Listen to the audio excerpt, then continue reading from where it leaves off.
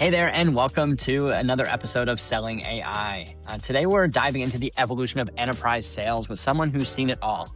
I have Rich Strom on the show today, and Rich is a seriously seasoned account director at Sedna.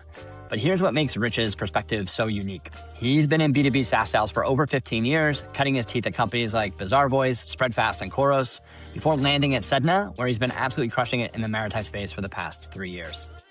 In today's episode, Rich and I are going to talk about the day-to-day of an enterprise AE and how it's fundamentally changed from about 15 years ago to what he's doing now. What AI tools are actually making him better at selling. But here's the fascinating part. We're going to dive into how an old school industry like Maritime is starting to ask for AI features in his sales conversations. We'll also get into where Rich thinks the future of enterprise sales is going. And we're super pumped to dive into these topics. So let's do it. Hey, Rich, thank you for being here with us today. Welcome to the show. Thank you, Warren. Really happy to be here. Awesome, man. Well, first things first, give us a quick background. How long have you been in sales? What was the evolution of your career? And how did you end up at Sedna selling Maritime? Yeah, I'll keep it to the fairly short version, but effectively when I left university, I decided I wanted to get into operations or more project management stuff because it's a skill set that I feel like I had. My dad was very organizational and that. Every time I joined a company in a project management role, within 6 months, they pushed me into a sales role. I was like, I don't want to be a sales guy. So I moved into another operational role. Within 6 months, they pushed me into sales, and this happened 3-4 times. So I was like, there's probably some kind of a clue in here. And I think what they were noticing were some of the things that I think are important in sales in terms of being able to listen, understand, curiosity, drive, and some other things that I gained from kind of my background is in childhood. So I started out in sales in what I would call like a vacuum clean sales role, which is basically knocking doors and 100 dials a day plus just trying to hit the phones. It was a numbers game, which teaches you a certain type of resilience and is a challenging role. But it wasn't the enterprise role that I'm in currently. But interesting as it was, I got headhunted into a company, a SaaS business, Bazaarvoice. I had a mentor there, Tony Markovsky, that gave me a huge amount of confidence. I was his inside sales guy, BDR, SDR, whatever. And when he left, I took over the mantle, and I guess the rest is kind of history. I've jumped to other sales companies, always on the SaaS side, mainly looking at communication. Gotten into sales management as well. Decided to go back into individual contributor, and now I'm here at Sedna. So happy to explain a little bit about why Sedna as well. But is that what you were looking for? Anything? No, absolutely. Let me ask. It's a conversation I have with a lot of reps that management isn't always the ideal role. In fact, honestly, less than 50% of the time it is. Why did you dip back into being an IC? It's a good question. I think one of the things I noticed, and some of the stuff I've listened to from podcasts and stuff, is having the support network around you to actually make sure that you take that step into first line management in a good way. And ultimately, if the first line manager's role is really to make the people that you work with successful, right? And if you can't do that, and if you don't feel like you're setting yourself up for success, then why are you doing it? It's just extra stress, and ultimately it's, yeah, you need a bit of guidance. Now, I did that under the umbrella of COVID, and so it probably added an extra layer of challenge and complexity.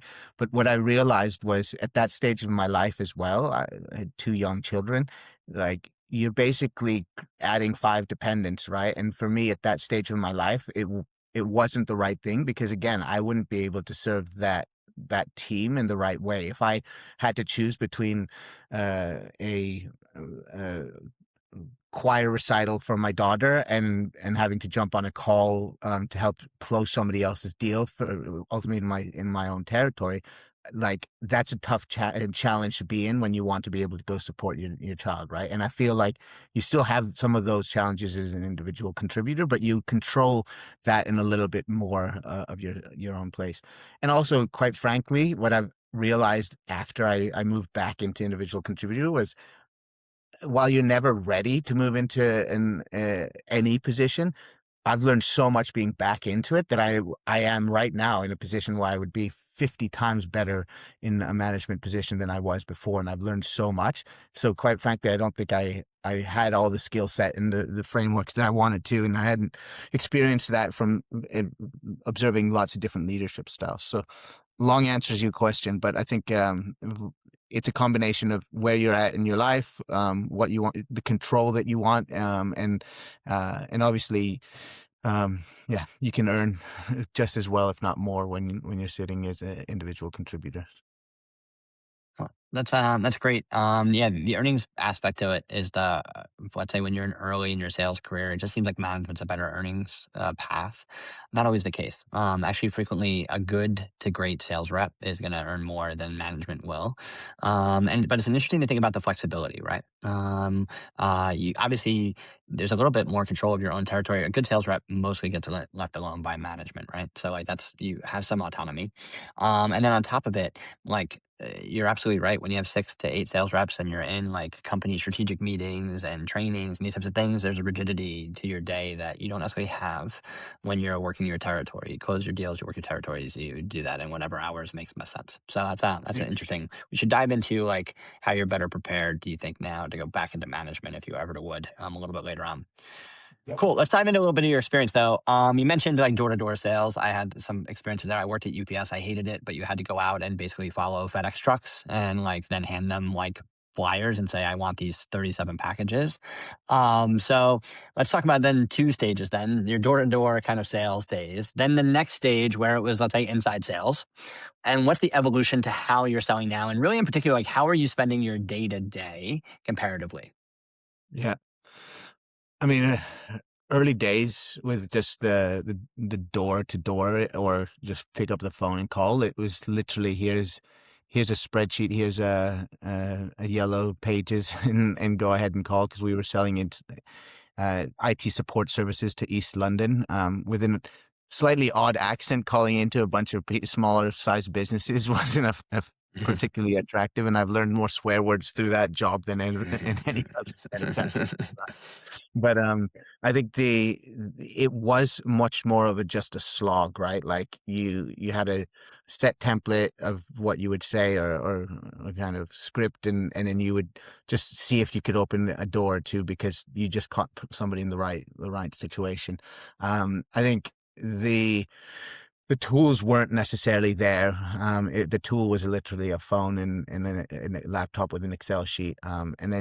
But what I saw was being successful was when I actually got in front of people. That made a huge difference in terms of just being able to win deals. I think the next phase of BDRing and inside salesing. I mean, ultimately the tools at the time were also fairly basic, right? Like we wouldn't have a huge amount of different tools at our disposal. So the days would go about like some kind of a territory plan, some kind of a plan of attack, and it was a little more strategic than we had the companies we wanted to go out and get, and they were bigger, in this case Nordic accounts that we were focusing on, companies like IKEA, H&M, a lot of other ones that you wouldn't hear. And so a lot of the time was spent researching, working with partners, working with the contacts that people in our business already had, and then effectively email. Email was a lot stronger at that business than phone call. And I think partly that was because one of our managers was very good at emails, and so he basically taught us how to write good emails. And yeah, it was an interesting ride. So yeah, I think the evolution there was just a lot more slogging it out, right? Would be the way I would kind of say. Maybe it was because I didn't know any better, and at that time you were just left to slog it out to actually get somewhere. But a lot of my success, I think, came down uh, to building strong relationships internally and building strong relationships externally in businesses.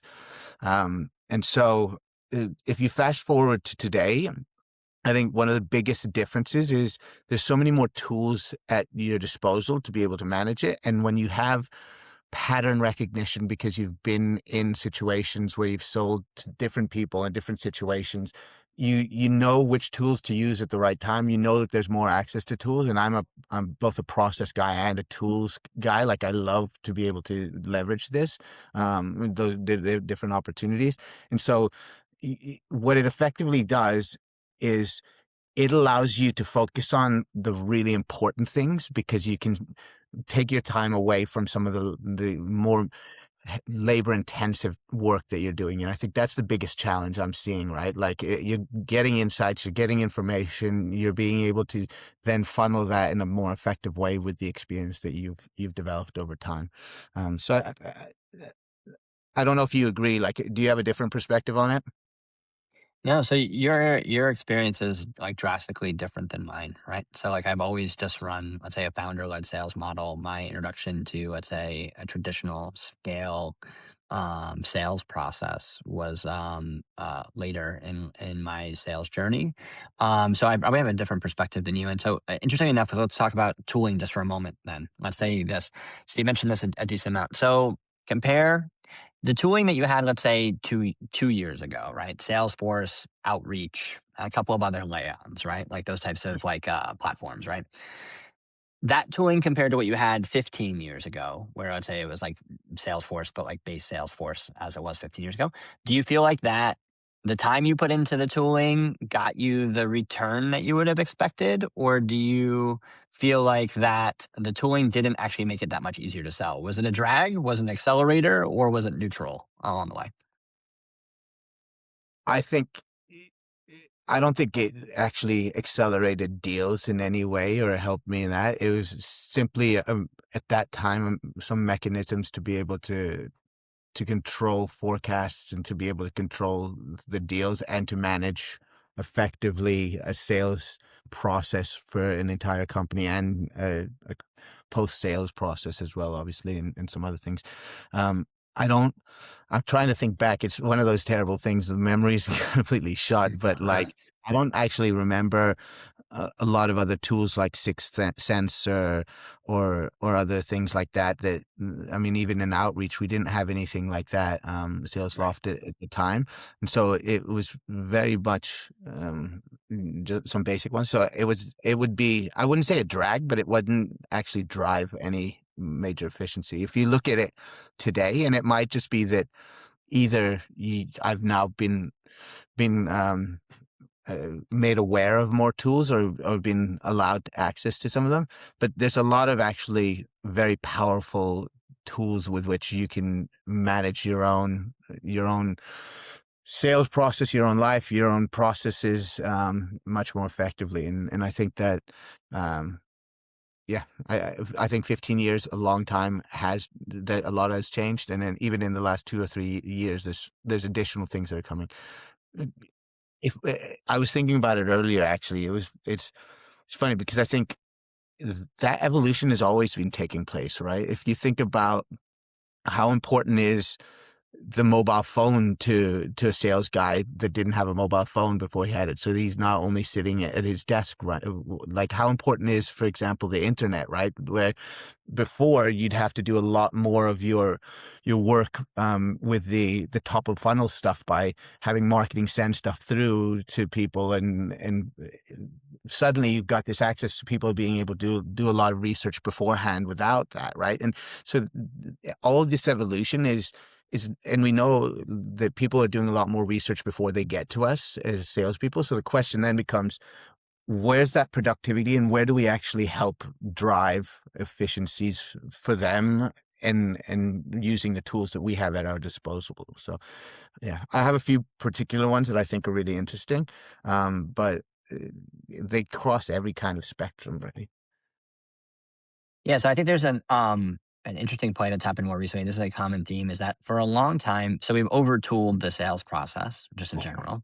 It's too complex for the people that are actually driving revenue for an organization. But I think the mental shift that we've now been kind of alerted to is that like actually most of those tools were for what you said. They actually didn't help the reps sell better. It helped the organization understand what the reps were doing. Right. So, like more robust CRM, forecasting, data analytics, these types of things are all like executive focused, right? And not, it doesn't help drive revenue. I get asked about forecasting all the time. Forecasting does not help you get more revenue. It helps the finance team understand how much money they should spend in the next fiscal quarter or year, but it doesn't help a rep close deals for the most part, right? On the flip, I actually think the shift that we've seen over the past year, and I want to hear about a couple of these tools that you think maybe have helped you in this shift. I don't think is that you didn't use them appropriate or unaware. I actually think that LLMs have enabled us to get data out of unstructured data in a way where the reps can be focused on processes and tools that actually help them win more work without having to interact with the tools that the organization needs to have in order to know what the reps are doing or how to forecast. Those should now become separate, right? So like your interaction with a CRM should only be if it's helping the rep. And honestly, most of the time it's not. The CRM should get its data from all of the inputs that are just happening within the rep's day rather than those manual inputs. Have you seen, like in the past year or so, a couple of like areas where the tooling has taken a leap and is actually helping you close deals?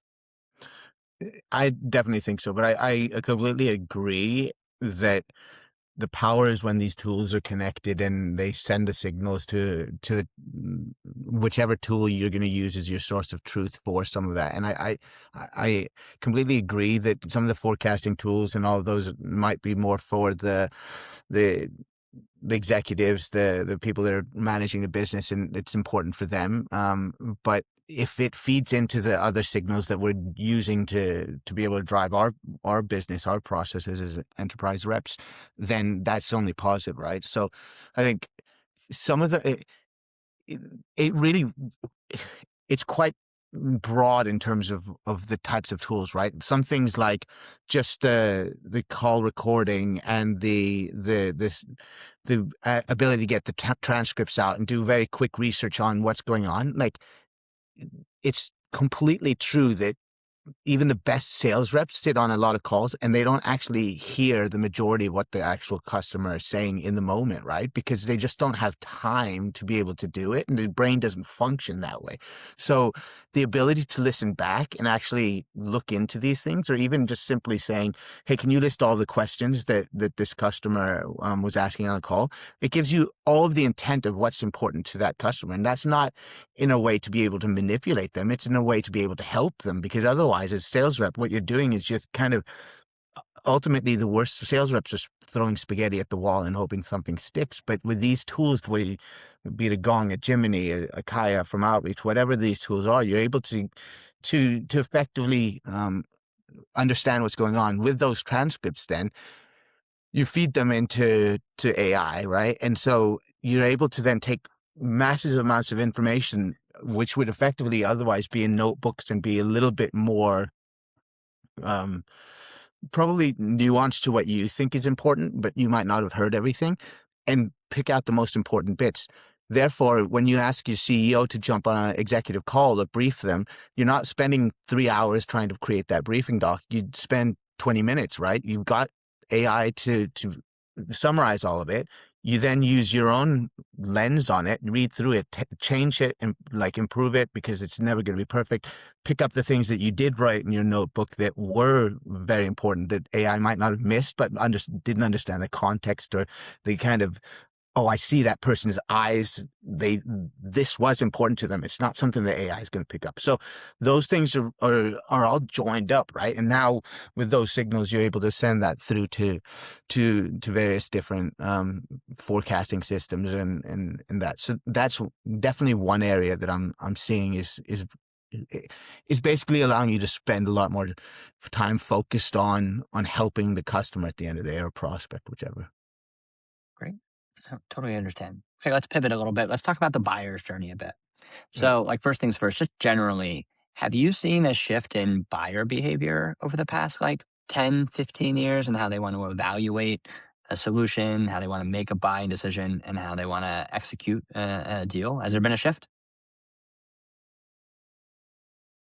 I read about it and I don't, because I'm not necessarily, I don't ask them directly about this. It's probably an interesting question to ask them, but you, the common thread is yes, people are spending more time researching and coming to you a bit later. My take, at least in the last 4 years here with Sedna, and even before that, is eh, you want to plant seeds, right? And those seeds are ones that somebody might have already planted a seed themselves because they've been doing research, or they might be an intrinsic buyer, and so they already know what they're looking for and they're quite knowledgeable. Then they'll get quite far down in the line in terms of what they're looking to buy. So I think that there is a lot of that kind of people that are doing more research. But if you're not doing the seeding, if as in like being able to continuously build the relationship, provide good information to the ones that you know are important, then then you're kind of missing out on an opportunity to help that buyer as well. Because ultimately, if you work for a company that you believe has a good product that actually serves a purpose that other people in their position could see a lot of value on, at the absolute worst, you could be an educator, right? Like you could be a professor saying, listen, if nothing else, you're going to have 3 or 4 different companies that you're going to look at for these kind of solutions. It might not be relevant right now, but one day it will be. If nothing else, I'm going to put my bet on these 10 guys or these 10 seeds, and I'm going to water those quite frequently, right? And if you're able to do that, then those will at some time blossom, and they might have done their own research as well. But if they know that they have a relationship with you, and of course, coupled with it, they can do their own research as well with a good marketing engine, whatever, then you're in a much better place. And so my perspective on it is maybe they are doing more of that research beforehand, but that shouldn't stop you from genuinely wanting to be able to connect to the people that want to learn, and that's not everybody, and people buy from people. So like I'm not everybody's cup of tea, and the way that I work with people isn't everybody's cup of tea, right? But I am somebody else's. So right, if you find the right people and the people that you trust, then I think there's a really good balance there. So yeah, I think it's a, I think they definitely are doing more early, but at the end of the day, it comes back to, for me, people buy from people, right? And so, yeah, that, I think what has made what become quite clear in throughout my entire career is it's not so much only the sales cycle and having trust in that person at the sales cycle, but it's when you've closed the business, it's who do I call when I really need some help, right? And things aren't going right, or I this wasn't what I was expecting. If you've built that trust, if you've built that trust way before the actual even evaluation started, then you know that you have a go-to person to solve that problem. And that's where I think the key is, right? It's that genuine, honest relationship for longer periods of time. And it's not possible for everyone, right? Like, because if you have a lot of people that you start working with, then your bandwidth isn't there, right? But that's where some of these tools, I think, are really helpful to be able to help serve these people that you're working with. So it's interesting. There's another common thread that where the concern is that like LLMs and generative AI are going to tear at the threads of the human relationship and human experience, right? But we talked about this a few times, and this is a new way I haven't thought about it, is that actually like some of this technology should actually amplify human relationships, right? In this case, the scenario would be you're if you're expected to know everything about the company that you're talking to without asking them any public information before a discovery call, you should know at this point. Like it's table stakes to do that. On the flip, prospects are more and more well researched, and they have two, three, four solutions to their problems that are probably relatively weighted equally. And so it's no longer like the ROI discussion that's been typical or the discovery phase that could take meeting after meeting to truly uncover problems. The human to human relationship actually gets amplified again. And it's not without reason. The reason actually is that, like, it's who do I like to work with and who am I going to continue to work with? When you're selling someone at Sedna, you're building a 10 to 15-year relationship with them. Who's along for the ride for that relationship? But secondarily, how am I going to execute, right? Like, and the execution is just as important as the software. So, like, it's an interesting perspective that if you peel away at the busy work that we used to have to do in order for buyers and sellers to come together and say, I have something that you want, and you have something that'll solve my problems, we could peel that away and get right back to the how can I make your life easier? That kind of like human bond. It's kind of interesting. I have a good example of that, at least from my own perspective. I have an internal SLA for myself of every day if I have a meeting with somebody, by the evening, by the end of that day, I have sent a follow-up email. For me, it's a not only a respect thing, but it's a kind of ideally summarizing what that meeting was about and kind of being clear with the next steps. You can call it kind of almost secretarial or being able to have the notes of the meeting.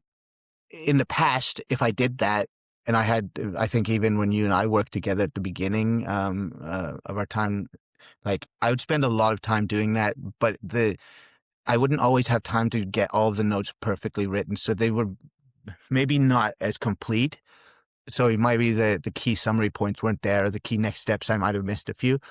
What AI is allowing me to do is it's allowing me to grasp the majority of the stuff that I've missed really quickly and pre-populate that with, hey, these are the key points, because I can ask it, hey, what were the key challenges, or what are the key things that they were asking about?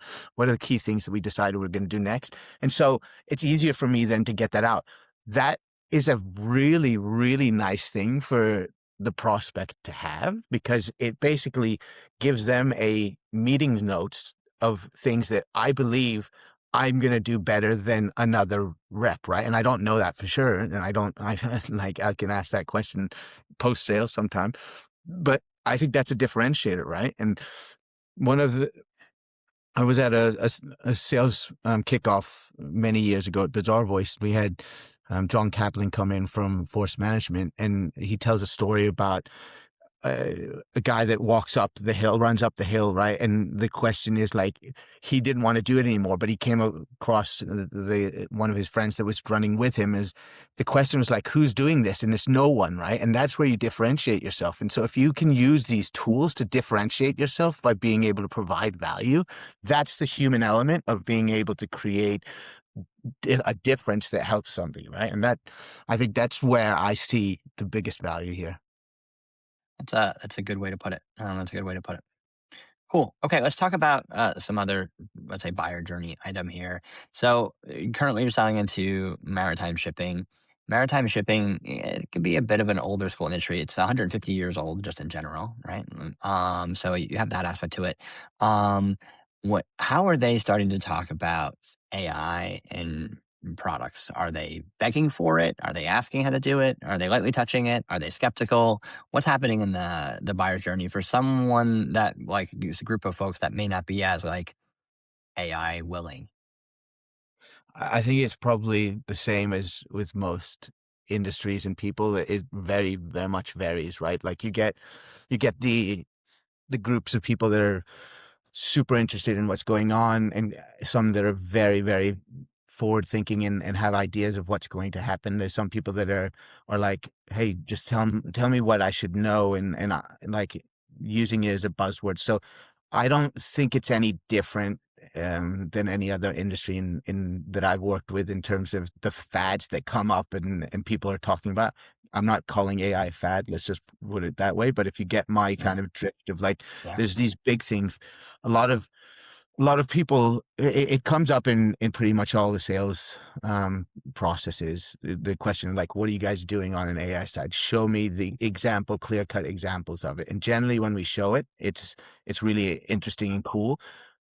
It comes back to a simple thing, though. It's like, what do you want it to do? Like, what's the problems that you need fixing? And then we can talk about how AI might be able to do something about that. But if I'm throwing a bunch of spaghetti at the wall to try to inspire you around what AI is capable of, it's basically like saying to a bunch of artists, "Hey, paint me a picture." Like, yeah, sure, I can paint you a picture, but like, what's it going to be about? Like, so I think what happens a lot is, hey, tell me a little bit about what you guys are doing on AI, inspire us, and I think Again, I don't think the Maritime is any further back from my perspective. It's just an education piece, and if we can help educate them, that's great.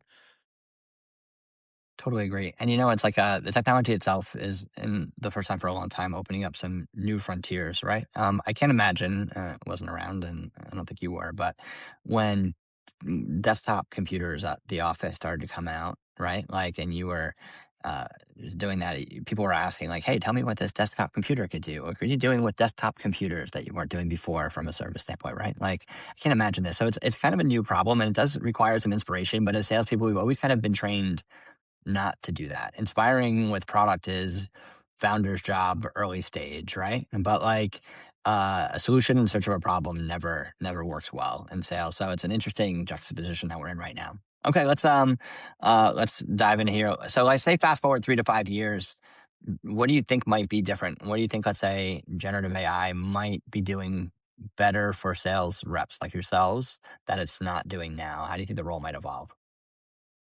It's a really hard question because if we look at how fast it's developed in the last 6 months or 9 months, even it's I don't I'm not the visionary and I don't do enough research to be able to understand that direction in my head. All I can kind of see in the shorter term is it's about applying it at the end of the day, and it's about understanding how it's applied in an organization. So some of my thoughts are like,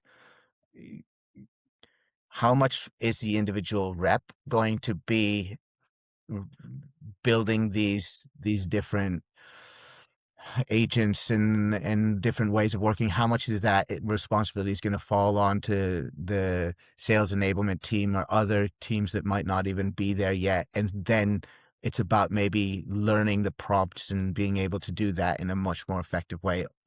Is there going to be a point where like even that is going to not necessarily be required because there's going to be some evolution on that that then becomes you don't actually need to do any of that prompt work either because you've basically gotten to a point where most of that's already done for the key points, and then you have to think about something else. I mean, I, I, I genuinely see, at least in the next year or two, that this sales reps are going to have to be educated in terms of how to use it, and that's going to come from a sales enablement perspective. And so, I think that there's going to be a, a pocket of sales reps that are going to want to be able to do things themselves, and there always is that kind of early adopters, and they're going to be taking and pushing the boundaries. There's going to be the laggards that are not going to want to change anything, and some of them will continue to be successful in the way that they worked and maybe just take a few bits of it. But ultimately, I don't have any vision of exactly how it's going to completely change in 3 to 5 years. And partly that might be because right now in my role, I'm a little bit more focused on how do I use it in perspectives that I kind of understand. And I'm still early in that journey, right? No, it's interesting. We should there's a sales lesson in there and that the two answers you just gave back to back are a good combo for salespeople to keep in mind, right? So like one, hold on 1 second. Uh, so on the first hand, right? You have calls with folks in maritime, right? Like, and we don't want to have a solution in search of a problem, right? Like, and you're like, hey, great, it's like a painter. You want me to paint something? Tell me what you want to paint, right? On the flip, let's talk about you as like a buyer of software in sales, right? Like, what problems do salespeople have? I need more pipe. I need to close more of that pipe more regularly, right? Like, cool. There's three problems in each of those sections that need to be solved that could be solved for, but it's pretty finite and it's been the same problems for a decade, right? Cool. Rich, like, how do you think AI might change your role? Like, how can I help you 3 years from now to solve those problems? Honestly, I don't know, right? Like, I'm not the visionary in this space. Our customers are in the same boat now, right? Like, it's new. I don't know where it's going to use. And in maritime, what do they care about? I want to drive more revenue. And I want to cut costs, right? So, like, tell me, like, based on what you're looking at in communications platforms, how can I do that, right? So, like, we salespeople might actually have to step into like an uncomfortable role of pitching vision more than we used to, right? Like less about problem focused and more about vision. Maybe my last point of that is actually it's going to make it even more important that you understand your market thoroughly, right? Like Rich, you've been doing this for 4 years. Your first year, you probably didn't understand how to drive revenue in maritime, but now you really do. So like combining that, what can you be doing in AI and your communications platform to drive new revenue? We're gonna have to be the ones that kind of be at the forefront of that. It'll be an interesting problem to solve for our buyers. But I think you had a good conversation with my colleague Molly, who you had another one of these with, around the kind of the sales rep being a conductor, and we don't know everything. We don't know a lot at all, and a lot of time we know probably the least of a lot of people. But the word director was used a long time ago, and it's sales director, which is like, that sounds like a pretty high title for somebody that's effectively a sales executive or somebody at that level. But it is conducting, right? And so it's learning what are other people doing, your customers, other customers that your colleagues are bringing on board, and then sharing that knowledge, and that then bringing the expertise of other people in your business. And that's where you're conducting, right? Like, you're learning, you're developing, and I think that's another important role that is oftentimes forgotten, is how important selling internally as well as externally is. And so these tools are not only used to sell externally, they're used to be able to sell internally as well. Gotcha. Nope, totally agree. That's a really good way to put it. You are absolutely conducting, right, a complex orchestra to solve big problems. You're selling $100,000 contracts to solve $1 million problems, right? It's not something that can be done in a day. So that's awesome, man. Well, Rich, I really appreciate you providing your experience. Tell us, you have any events you're going to, anything specific in maritime, anything you're focused on in particular in your role right now at SEDNA? We've got a IE week, International Energy Week, 10th of February in London, which is a good chance to meet people in the industry. So that's coming up. We'll have our customer event in Copenhagen on the 19th of March, I think it is. I'll double check that. Cool. So that's another great chance to be able to meet. There's plenty of opportunities in shipping to be able to go out and meet people as well. So those are some of the events. I think generally focus is, we talked about it before. For me, it's still like, how do I create a repeatable model, and using frameworks and processes, and continue to learn and kind of develop what I'm doing. And it never stops, right? So it's those are the kind of things that are constantly on my mind, is how to continue doing that, and that's fun. That's awesome, man. That's really cool. Well, listen, Rich, really appreciate taking the time. Thanks so much for taking time out of your busy schedule, and I look forward to speaking again. Appreciate it, Warren. Always a pleasure.